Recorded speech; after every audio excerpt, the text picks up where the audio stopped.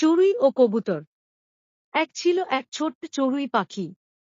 সে থাকত এক লম্বা গাছে, ডালে ডালে উড়ে বেড়াত আর সারাক্ষণ কিচিরমিচির করত। আর একদিকে একটি শান্ত স্বভাবের কবুতর বাস করত এক ঝোপঝাড়ে ঘেরা গাছে, একটি ঝলমলে ঝর্ণার ধারে। একদিন হঠাৎ আকাশ কালো হয়ে এলো।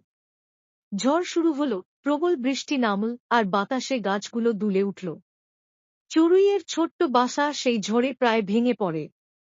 ভয়ে কাঁপতে কাঁপতে সে একটা নিরাপদ জায়গার খোঁজে উড়তে লাগল। কবুতর তখন চড়ুইকে দেখতে পেয়ে বলল, এই দিকে আয় ছোট্ট চড়ুই।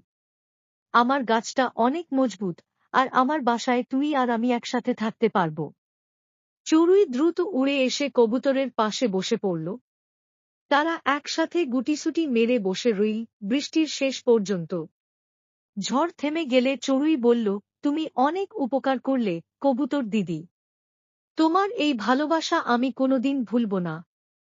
কবুতর মৃদু হাসল, বন্ধুরা একে অপরের পাশে থাকে। চড়ুই, একদিন তুইও কারো উপকার করবি। তারপর থেকে চড়ুই আর কবুতর হয়ে গেল পাকা বন্ধু।